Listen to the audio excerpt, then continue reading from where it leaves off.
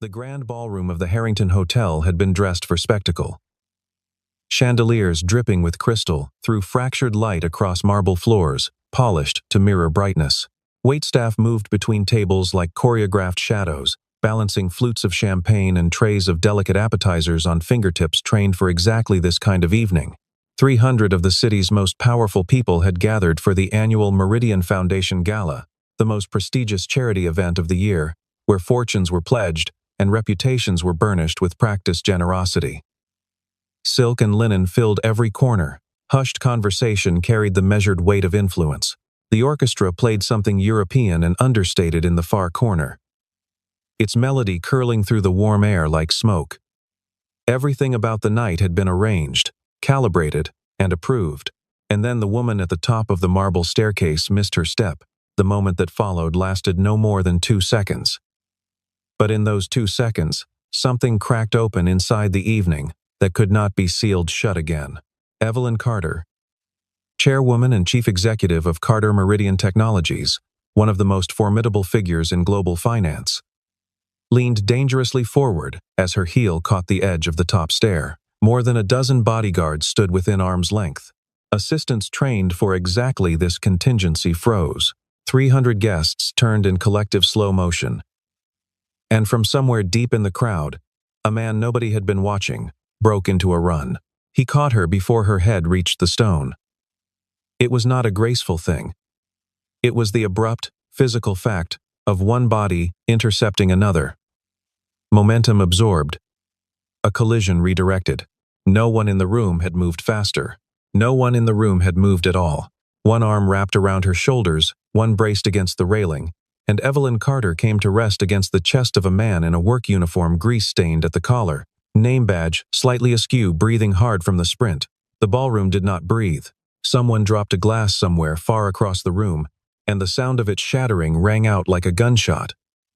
And then the man said, quietly, with no particular drama, simply because it was true, "I have you. You're all right."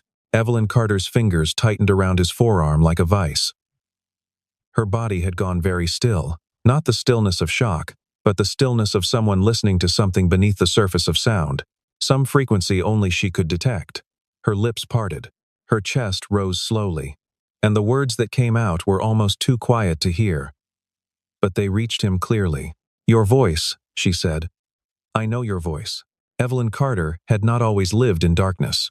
There had been a time, not so long ago in years, though impossibly distant in feeling, when she had walked through the world like everyone else, reading faces, catching sunsets, navigating rooms by sight rather than by memory and the precise geometry of footsteps. She had been 38 now for several weeks, though the number felt less like an age and more like a landmark she had passed without ceremony. She had built her empire in the years since the accident, clawing it upward out of necessity and grief, and a stubbornness that her board of directors had come to fear. Carter Meridian Technologies now commanded a valuation in the tens of billions. Its software infrastructure underpinned the financial systems of 4 continents. Evelyn's name appeared on lists of the world's most powerful people, usually near the top, usually accompanied by adjectives like formidable, visionary, and unyielding. She accepted these descriptions without particular feeling. What she could not accept, what she had never learned to accept, was the silence of the life she had built around them. Every day began at 5:45 in the morning, when her personal assistant, a meticulous young woman named Rachel, arrived to review the day's schedule. Every hour was accounted for. Every meeting had an agenda. Every meal had a reservation. She moved through her own life like a precise instrument, measuring itself against its own specifications. And she was very good at it. And it cost her something she could not name and did not try to. She had one secret. Not the kind that damaged reputations or altered the course of quarterly earnings reports. A smaller, quieter secret. The kind that lives only in the part of the mind that operates just before sleep. 10 years ago, before the accident took her sight, someone had saved her life. She did not know his name. She did not know what he looked like. She knew only his voice, the particular timbre of it, the unhurried certainty, the way it had wrapped around her in the dark and the rain, and told her she was going to be all right. She had believed him, And then the ambulance lights had arrived and he had gone. And she had never found him, though she had spent considerable resources trying. She had hired 3 separate private investigation firms over the years. She had offered a reward so substantial it had been reported in financial publications. She had reviewed every police and emergency report filed in the city on the night of the accident, cross-referencing names, addresses, vehicle registrations.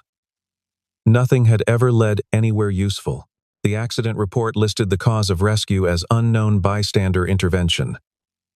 Whoever he was, he had not wanted to be found. And after several years, her investigative team had quietly recommended she close the case. She had not closed the case. She had simply stopped talking about it. The gala tonight was a command performance. The Meridian Foundation bore her name and therefore required her presence at its largest annual event. She had arrived precisely on schedule, as always. Her team had swept the venue that afternoon, memorizing the layout, so she could move through it with confidence. The number of steps from the entrance to the main hall, the precise curve of the staircase railing, the location of every door and table and potential obstacle. She had descended that staircase at dozens of similar events over the years without incident. Tonight, something had shifted beneath her foot at exactly the wrong moment, and the careful architecture of her controlled existence had briefly, terrifyingly, come apart, until it didn't. And in the space where everything had been so carefully arranged, something entirely unarranged stepped in and held it. Daniel Brooks had arrived at the Harrington Hotel at 6:15 that evening with a toolbox, a work order, and no particular interest in the gala happening on the ground floor. He was 40 years old and had been working in building systems maintenance for most of his adult life. He knew how to read a circuit panel the way other people read a familiar book quickly and without effort, skipping the parts he already understood, moving directly to whatever needed attention. Tonight's job was a faulty ventilation control unit in the hotel's lower mechanical room, which had been causing inconsistent air pressure throughout the building's upper floors. It was the kind of problem that irritated guests without being dramatic enough to constitute an emergency. The hotel's facilities manager had called his company that afternoon, slightly desperate, because the gala was tonight, and a ballroom full of wealthy philanthropists who were too warm or smelling recycled air was a problem nobody wanted. Daniel had handled it efficiently. The faulty relay had been replaced by 7:15. He had tested the system, confirmed the fix, documented the repair, and was making his way back through the building toward the service exit when he cut through the edge of the main lobby, the shorter route, and found himself at the periphery of a very different world. The lobby had been transformed for the evening. People in formal clothing stood in clusters, their voices low and practiced and perfectly modulated for a room like this one. Daniel moved along the wall, toolbox in hand, trying to be invisible, which was generally easy for a man in a gray work uniform at an event like this one. A security guard had stopped him twice on his way through. Both times Daniel had shown his work order, explained the job, and waited patiently while the guard decided whether to believe him. Both times he had been allowed to proceed with the implicit suggestion that he hurry up and get out. He did not take offense. He had worked in buildings like this one for 20 years, and he understood the geometry of these spaces, who was meant to be seen and who was meant to be invisible. He fell into the second category tonight, and he was fine with that. He moved along the edge of the lobby, eyes forward, heading for the exit on the far side. He was halfway across the room when the quality of the air changed. He felt it before he understood it, a sudden intake of collective breath, the kind that several hundred people make simultaneously when something goes wrong. He looked up toward the staircase. He was already moving before he had consciously decided to move. This was not bravery in any considered sense. It was the reflex of a man who had spent 2 decades making things work, who understood by instinct and experience that the distance between a problem and a solution was exactly the length of the time you were willing to stand still. Later, people would ask him what he had been thinking in that moment, and he would have trouble answering, because the honest answer was that he had not been thinking at all. The woman at the top of the stairs was falling. The people closest to her were standing still. There was a gap in the crowd between him and the staircase. His body made the calculation his mind had not yet reached and launched itself forward, and the rest was physics and timing, and the particular luck of being in exactly the wrong place for reasons that had nothing to do with her. He reached the base of the stairs in 4 strides. He took the first 3 steps in one movement, grabbed the railing with his left hand for anchor, and extended his right arm outward, just as Evelyn's weight came forward. She landed against his forearm and chest rather than the marble, and he absorbed her momentum with his legs rather than his back, bending his knees, bracing against the railing, and managing the landing in the way that someone who has spent decades solving physical problems with his body tends to manage things without elegance, but with absolute competence. For a moment, neither of them moved. The ballroom held its collective breath.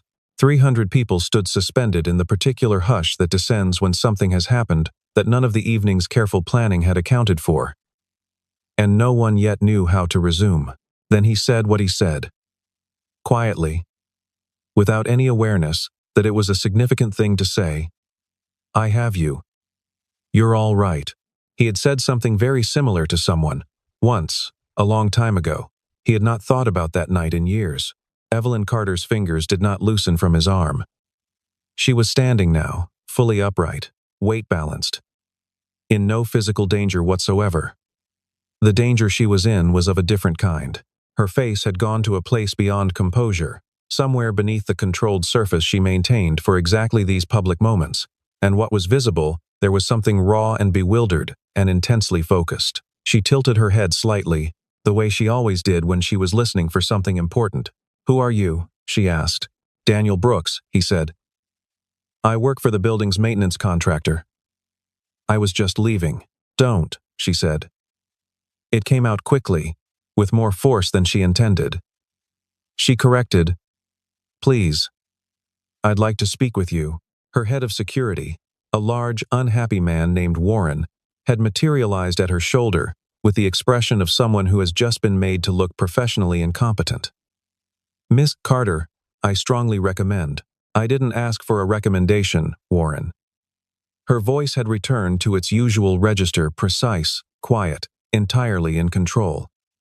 Please clear the immediate area. I'd like a moment. The crowd parted the way crowds do when someone speaks with absolute certainty about what they want. Evelyn turned back toward Daniel and did something she almost never did in public.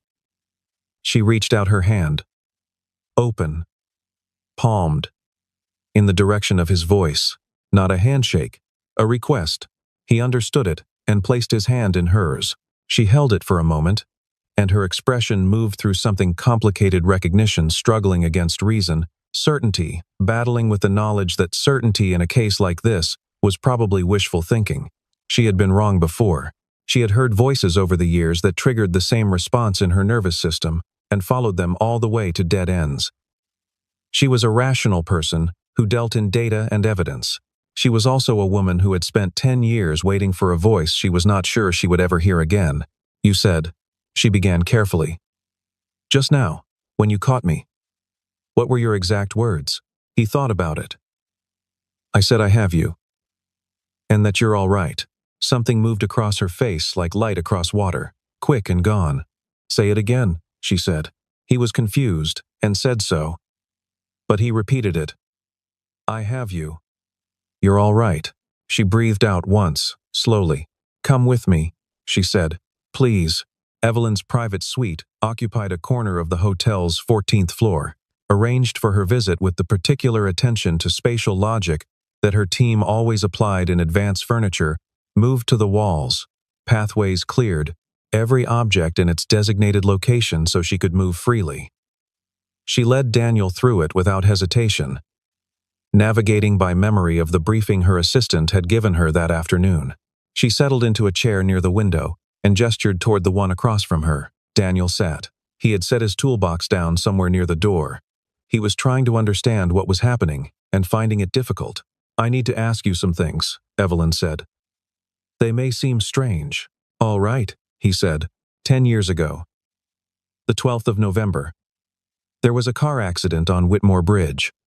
A vehicle went off the edge of the overpass approach during a storm. The car caught fire. She paused. Were you there? The memory arrived before he expected it. Not slowly, the way old memories often do, but all at once, fully formed, the smell of rain and burning rubber and the heat of the flames against his face and the woman's voice calling from inside the twisted metal. He had been driving home from a late job. He had seen the car go over. He had pulled over. He had done what needed doing. Yes, he said. I was there. Evelyn was very still. You pulled someone out of the car, she said. A woman. She was conscious. I got her clear before the fuel tank went. He paused. I stayed until I could hear the sirens. Then I left because there were already 3 or 4 people helping, and they had it under control. Why didn't you stay? Why didn't you give a statement? He considered this. I didn't think I needed to. She was safe. That was the point. You never came forward afterward. Never tried to find out who she was. No. Did you think about her afterward? A few times, he said honestly. I hoped she was all right. Evelyn's hands were folded very carefully in her lap. She was not all right for a long time. She lost her sight in the accident. She spent 8 months in the hospital, and then she spent 10 years trying to find the person who pulled her out of that car. She let that settle.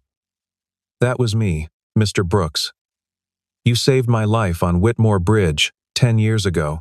The silence that followed had a particular quality. Daniel sat with it, turning it over, trying to find the shape of what he was being told.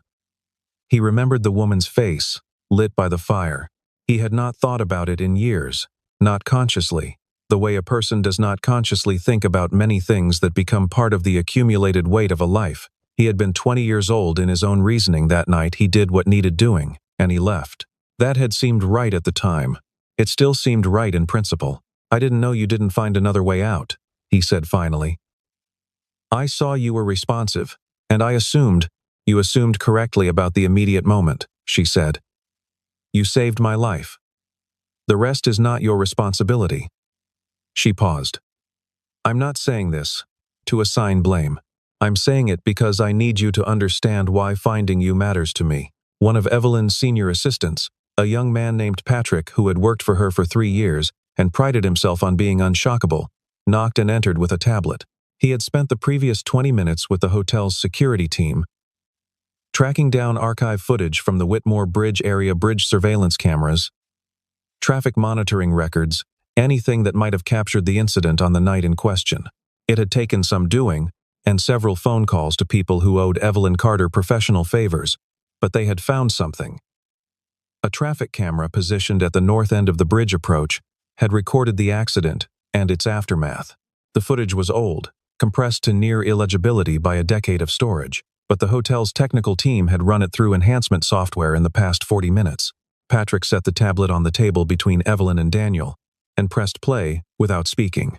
The footage was grainy and gray, shot from a high angle in heavy rain.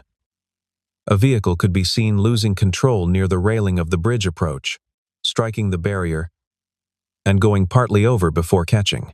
Flames appeared almost immediately, and then, from the left side of the frame, a figure emerged from a stopped vehicle and ran toward the wreck without slowing. The figure went directly to the driver's side. It worked at the door for several seconds, then changed approach and broke the window. It reached inside. It pulled. A second figure, smaller, barely moving, was extracted from the vehicle and half carried, half dragged to the far side of the road, away from the fire. The first figure knelt beside the second, stayed there. Eventually stood, checked that others were approaching, and walked back to the stopped vehicle and drove away. The camera caught the face briefly as the figure moved back toward the car. Not clearly, but clearly enough, Warren, who had positioned himself near the door with his arms crossed and his expression set to professional skepticism, went very quiet. 2 other security team members who had been standing behind Patrick leaned in simultaneously. Daniel looked at the tablet and looked away. He was not embarrassed by what the footage showed. He was something more complicated than that, disoriented by the distance between the memory and this moment, by the strange experience of watching himself do something he had long since stopped thinking about, in a room where it had apparently continued to matter every day since. Evelyn could not see the footage, but she was reading the room. "Tell me what you see," she said. Patrick cleared his throat. "It's him," he said. "Miss Carter." "It's he," stopped. Tried again. "It's the same man who caught you downstairs. It's Mr. Brooks." Evelyn turned her face toward Daniel's direction. "I know," she said softly. "I knew before we came upstairs." She reached up and touched the corner of her eye, with one finger. Not dramatically. just acknowledging something that was happening there. I knew from his voice. I knew the moment he spoke on the stairs. Daniel said nothing. "I want you to know," she said, "that I'm not going to make a scene. I'm not going to make this into something theatrical. I just want to say," she stopped, composed herself in the particular way she had spent a decade learning to compose herself in public. "Thank you. For 10 years I have been trying to find a way to say that to someone who apparently did not think it was necessary to be found. So, thank you." "You don't need to," he began. "I do," she said quietly. "Let me." He led her. What followed was not theatrical. It was the opposite, quiet, and a little awkward, and entirely sincere. Evelyn spoke about the years after the accident without self-pity, because she was not a person given to self-pity, but with the kind of honesty that only becomes possible when you have decided that honesty matters more than image. She described learning to navigate the world without sight. She described building the company. She described the way she had held on to the memory of a voice as a kind of private anchor, not a romantic obsession, she was careful to say, but something more essential than that, a proof that the world contained people who acted without motive beyond the action itself. She had needed to believe that. Some nights, she had needed it badly. Daniel listened in the way he tended to listen, without interrupting, without redirecting, without offering comfort that hadn't been asked for. He was thinking about the night on the bridge. He had not thought about it carefully in years, and thinking about it now, with this particular outcome arranged in front of him, was a strange experience. He had done a thing. The thing had mattered enormously to another person. And not knowing it had not troubled him, because he had not thought to ask. He was beginning to understand, sitting in this room, that his unself-consciousness about it was the thing that was moving her. He wasn't sure what to do with that. Evelyn's offer of financial reward was made directly, and without preamble. Because she had learned that directness was almost always more respectful than circumlocution. She named a figure that represented, by any reasonable calculation, enough to change the trajectory of several lives. Daniel shook his head. She offered the use of a property. She owned a house in a quiet part of the city, maintained but unoccupied. He shook his head again. She mentioned equity participation in Carter Meridian Technologies, framed as recognition rather than payment. "Miss Carter," he said. He said it with the mild firmness of someone who has made a decision before arriving and is not going to be persuaded away from it by the scale of what is being offered. "Evelyn," she said. "Evelyn, I didn't pull you out of that car to be paid for it. I understand that you feel a debt. I don't share that feeling. You don't owe me anything. People help each other. That's what happened." She was quiet for a long time. "You know," she said finally, "every person I've employed in the last 10 years has had a price and an angle. That's not a cynical observation. It's just the nature of the world I operate in. Everyone wants something from me, which is fine, because I want things too. It's how transactions work." She paused. "You are the first person in a very long time who has sat in front of me and wanted nothing." "That's not entirely true," he said. She raised an eyebrow. "I'd like to know that you're all right," he said. "That's something I've wondered about, occasionally. Now I know. That's what I wanted, I suppose. I didn't know I wanted it until tonight." There was a long pause. Outside, the noise of the gala continued, as it had been continuing all evening, entirely indifferent to the conversation that was changing things in this room. Music. Voices. The percussion of crystal and silver. A world going about its business while something smaller and more consequential was being worked out in a private suite 14 floors above it. "I have a proposal," Evelyn said. "Not a reward. Not payment. Something different." She folded her hands. "I have a foundation. It works with technical vocational programs, skills training, apprenticeship initiatives. We fund training centers and placement programs across the city. The person who currently oversees operations for those programs is retiring in the spring. I would like you to consider coming on board in an advisory capacity. Your expertise, your background. It would be genuine work, genuinely needed. Not a sinecure." She paused. "And honestly, I would like the opportunity to get to know who you are. As a person, under conditions that are somewhat less dramatic than tonight." He considered it for longer than she expected. "I'd have to think about it," he said. "That's a reasonable answer," she said. It took him 3 weeks to call her back. During those 3 weeks, Evelyn Carter resumed the controlled choreography of her professional life. The meetings, the calls, the negotiations, the decisions, but something had shifted in the quality of her attention. She found herself listening differently. She had always listened carefully because listening was, for her, the primary instrument of understanding. But now, she found herself listening for something specific, some vibration beneath the surface of ordinary sound that she could not quite name. She told herself this was normal. She told herself she was not waiting. On a Tuesday morning in mid-October, her personal line rang. She answered it herself, which she rarely did. "I've thought about it," Daniel said. She said nothing, because she knew he wasn't finished. "I'll do it," he said. "The advisory role, 3 months to start. If it's genuinely useful, we can talk about continuing." "That's acceptable," she said. "There's a condition. Tell me." "No special treatment, no driver, no protocol, no." He paused, searching for the word apparatus. "I work the same way I work anywhere. If that's not compatible with how your organization operates, then I can't do it." "Agreed," she said, without hesitation, which surprised her slightly. What followed was not a transformation in the cinematic sense, not a sequence of carefully lit scenes demonstrating growth and change against a musical backdrop. It was slower and more ordinary than that, and therefore more real. Daniel came to the Foundation's offices 3 days a week. He reviewed the vocational program documentation, with the methodical attention he brought to a technical manual, identifying gaps in how the programs were structured, asking questions that the existing staff found uncomfortably basic because they were the questions nobody had thought to ask. He had no background in nonprofit administration. He had an extremely precise background in what it actually took to learn a skilled trade. How long it took, what the teaching actually needed to cover, and where the programs they were running diverged from that reality. Evelyn began consulting him on program design decisions in a way that started as perfunctory and became habitual, without either of them marking the transition. He had opinions that were not calculated to please her, which was unusual in her professional life, and which she found, to her own surprise, refreshing.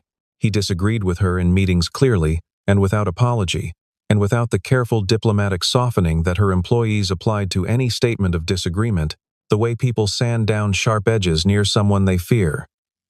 He did not fear her. He respected her, visibly and genuinely. But he did not fear her. These turned out to be very different things. She began arranging meetings that could have been conducted by phone as in-person meetings without quite acknowledging to herself why she was doing this. One afternoon in early November, he came to her office to review a program proposal, and she asked, on an impulse she did not examine, whether he had eaten. He had not. She said she knew a place nearby, and she would like to try it with someone who would tell her honestly whether the food was any good. He said he could do that. The restaurant was not a restaurant suited to Evelyn Carter's professional profile. It was a narrow, bright, extremely loud Vietnamese place, 4 blocks from the Foundation office. Chosen because Rachel had mentioned it once in passing, and Evelyn had filed the information without knowing why. They sat at a table near the window. Daniel ordered for both of them, based on what the person at the next table was having, which struck Evelyn as an appealingly logical approach to an unfamiliar menu. The food was very good, he told her so accurately and without flattery. She laughed at something he said about the relative credibility of restaurant reviews. It was a genuine laugh, not the managed professional laugh she deployed at events. She noticed the difference. After that, the architecture of their time together changed. Not dramatically, she was still a person of scheduled precision, and he was still a person of practical habits, but it shifted. He took her to a small park 2 blocks from the Foundation on afternoons, when the weather permitted. They walked without her security team, which Warren found professionally agonizing, though Evelyn had long since made clear that his professional agonies were not her problem. She walked without her white cane on these afternoons, holding his arm, and navigated by his descriptions, not the standard assistive commentary she received from her trained team, but the off-register narration of someone who noticed different things, the shape of shadows on the pavement, a dog doing something undignified near a fountain, the way the light fell through new gaps in the trees as autumn finished its work. She listened to street musicians differently when he was with her. He would tell her what the person looked like, not their appearance, but the way they held their instrument, the expression on their face when the music was working and when it wasn't. She began to understand that she had been hearing music in one dimension, and that there was another dimension she had been missing. She did not examine what was happening between them for longer than was probably rational. She was a person who processed information by analysis, and the information currently presenting itself resisted analysis in ways that made her uncomfortable. She knew what she felt when she heard his voice. She knew what she felt when he laughed at something she said not politely, but because he actually found it funny. She knew that she thought about him in the evening after the workday ended, which was time she had previously dedicated to reviewing the next day's schedule or listening to financial reports. She knew these things, and she did not assemble them into a conclusion, because assembling them into a conclusion meant acting on that conclusion, and acting on it meant risking something she was not sure she was willing to risk. It was her board of directors who forced the issue, and not in the way she would have chosen. The objection arrived formally, which meant it had been organized in advance and carried the weight of multiple signatories. The board's concern, as framed in the memo that Rachel read to her on a cold Thursday morning, was that Daniel Brooks's presence in the Foundation's orbit, and increasingly in Evelyn's personal life, represented a reputational and governance risk for Carter Meridian Technologies. He had no professional credentials in the relevant field. His background could not be verified to the standard appropriate for someone with the access he appeared to have. Several board members expressed concern delicately, but unmistakably, that his motives deserved scrutiny. There was a word that nobody used in the memo, but that floated between every line. Manipulation. A vulnerable woman. A man of significantly lower social position. The timing of his appearance. The public nature of the rescue at the gala. Evelyn could read the subtext as clearly as any text. She did not respond to the memo that day. She read it twice, through Rachel's careful recitation, and sat with it the way she sat with any piece of information that made her angry quietly, without showing the anger, turning it over, until she understood its shape. Daniel came to her office that afternoon as scheduled. He knocked, entered, set his jacket on the chair he had come to think of as his chair, and began reviewing the materials for the meeting they had scheduled. He had read the expression on Rachel's face in the outer office and understood that something had happened. "Tell me," he said. She told him. He listened without interruption. When she finished, he was quiet for a moment. "They're not wrong to be careful," he said finally. She blinked. "I'm sorry? They don't know me. You didn't know me 3 months ago. Their job is to protect you and the organization. They're doing their job." He paused. "The concern isn't unreasonable. Daniel, what is my role here?" he asked, not rhetorically, genuinely. "Officially, I'm an advisor on a short-term arrangement. Realistically, He stopped. "I'm not clear on what I am, Evelyn, and I think that's a problem that I'm responsible for, not your board." She folded her hands on the desk. "What are you saying?" "I'm saying I should step back from the advisory role, formally, give your board what they need." And then he stopped again. "Started differently. And then I'd like to talk to you about what's actually happening between us, not in a professional context. As people." She was very still. She had not expected this. She had expected defensiveness, or an appeal to fairness, or some version of the negotiation she had conducted 1,000 times with people who wanted things she controlled. She had not expected this, the quiet, voluntary retreat of someone who understood that the cleanest way through a complicated situation was sometimes simply to step aside and let the complications resolve themselves. "You're withdrawing from the position," she said, temporarily. To make a clean separation between the professional and the he, paused other thing. "And then you want to talk about the other thing." "Yes." She was quiet for what felt to both of them like a long time, but was probably 45 seconds. "That is," she said carefully, "the least manipulative thing I can imagine a person saying in this situation. I'm not trying to be strategic about it." "I know," she said. "That's exactly what I mean." The annual shareholder meeting of Carter Meridian Technologies occupied the main auditorium of the company's headquarters, building a large, high-ceilinged room that seated 400 and always held more. Evelyn had not planned to address the matter of Daniel Brooks in this forum. She had planned to address it privately, systematically, through the appropriate channels. She had prepared 3 separate frameworks for doing so. She had rehearsed each one. What actually happened was different. She was at the podium, 40 minutes into the shareholder address, reviewing fourth quarter projections, when one of the board members interjected politely, procedurally, but audibly, a question about the foundation's advisory structure and whether any changes in that structure would be forthcoming. The question was framed neutrally.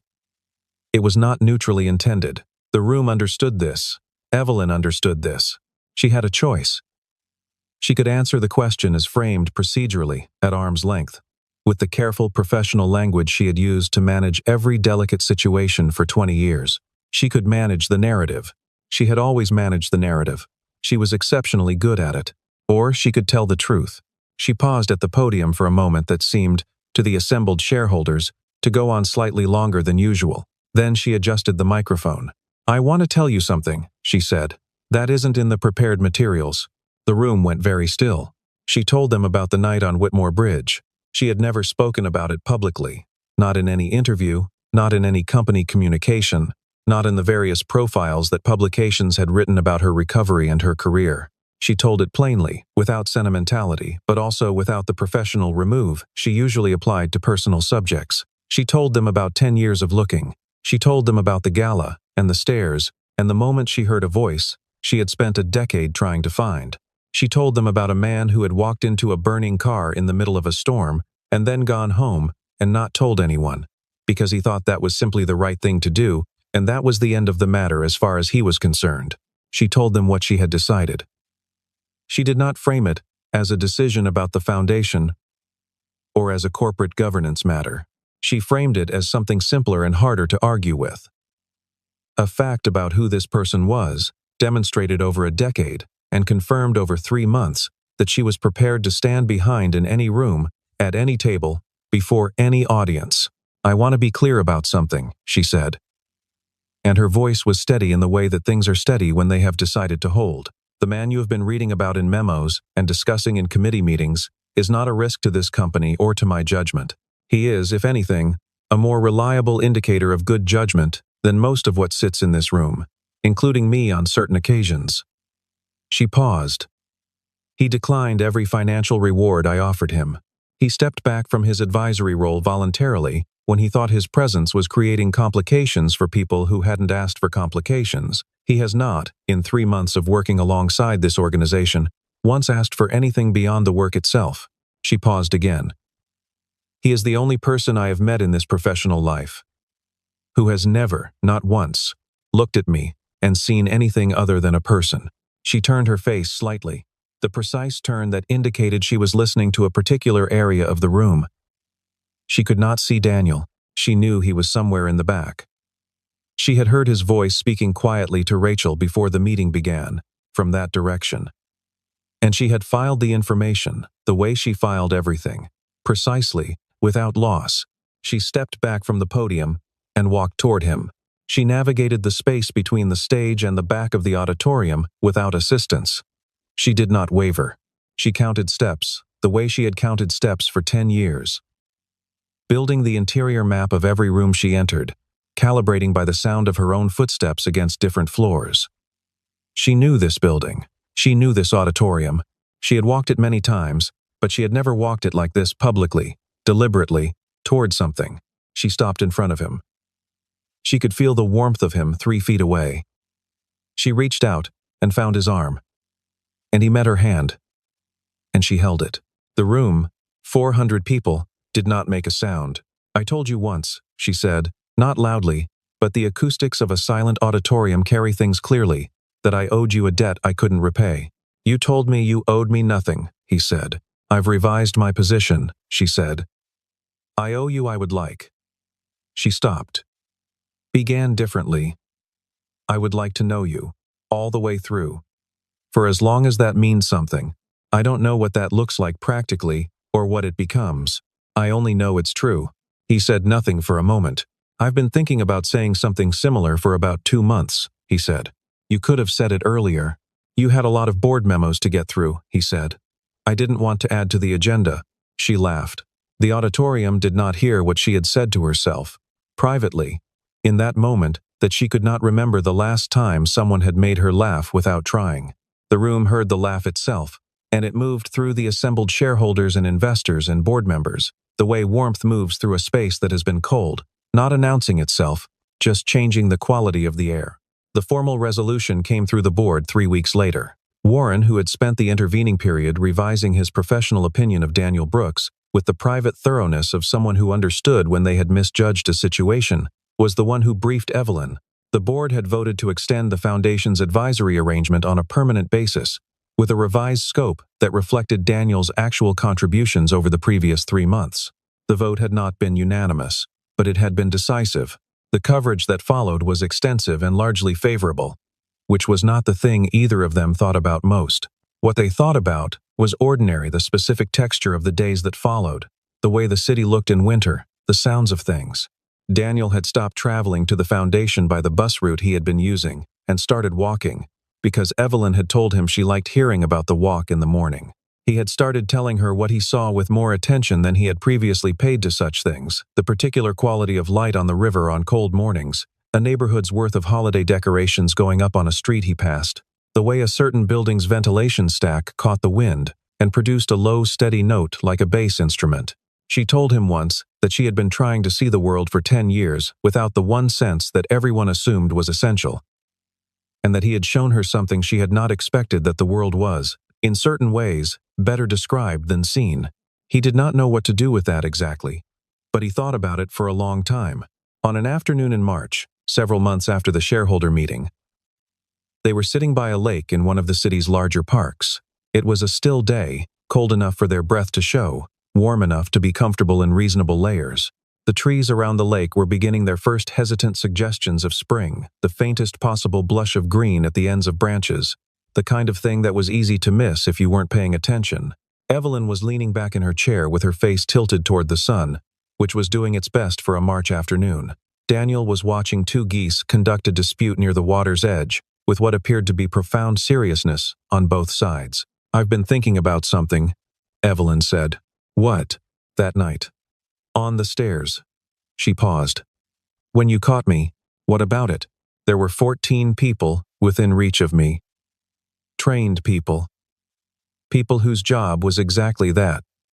She tilted her head slightly. "And you were the only one who moved." "I was further away," he said. "Maybe that's why." She considered this. What does that mean? The people close to something tend to freeze because they can see all the ways it could go wrong. If you're far enough away, you only see what needs to happen. He paused. "I'm not sure that's a philosophy. It's just that's what happened." She was quiet. "Daniel," she said finally, if you hadn't walked through that lobby," he thought about it. "I wouldn't have taken that route except the service corridor was blocked by a catering delivery." "A catering delivery?" "Yes." She shook her head slowly. "Everything that followed. Because of a catering delivery. And because I walked fast," he said. "And because the relay in the ventilation system failed on that particular afternoon. And because you happened to be descending the stairs at that particular moment." He paused. "There are probably 40 things that had to go exactly right for me to be in that specific place at that specific time. Any one of them goes differently, and we're having a different conversation. Or not having a conversation at all." She turned her face toward him. Not toward the approximate direction of his voice, but directly toward him, with the exactness of someone who knew precisely where he was. "Are you sorry it happened?" she asked. He looked at her. The afternoon light was soft and uncomplicated. The geese had resolved whatever their dispute had concerned. The lake was still. "No," he said. "Not even a little." She smiled. It was the smile she reserved for moments she did not intend to explain to anyone, full and genuine and belonging entirely to the present moment. "Good," she said. "Neither am I." He reached over and she found his hand without searching for it, the way she found everything now by knowing where it would be. They sat that way for a while in the quiet of the afternoon, listening to the water and the birds and the distant ordinary sounds of a city continuing its business, without requiring anything from either of them. There was no performance in it, no calculation, just 2 people who had found each other through the accumulated improbability of a decade's worth of choices, sitting in the sun with nowhere else to be. Some things take exactly as long as they need to take. Some voices, once heard, cannot be forgotten, and some people walk into burning cars and walk away before anyone can thank them, Not because they are extraordinary, but because they are the kind of person for whom this is simply what you do, and spend the rest of their lives not understanding why anyone would consider it remarkable. Evelyn Carter understood. She had understood from the moment she heard his voice on the stairs of the Harrington Hotel. From the moment the familiar architecture of that sound reached her before any thought could organize itself around it. She had known long before the footage, long before the confirmation, long before the formal acknowledgement of any kind. She had known in the way the body sometimes knows things that the mind has not yet assembled into language. And Daniel Brooks, who had spent 40 years moving through the world with the particular quiet competence of someone who fixes things and helps people and does not make a fuss about either, had found something he had not known he was missing. Someone who could hear him, not his voice. Him. The afternoon stretched out around them, generous and unhurried. Spring was very nearly there.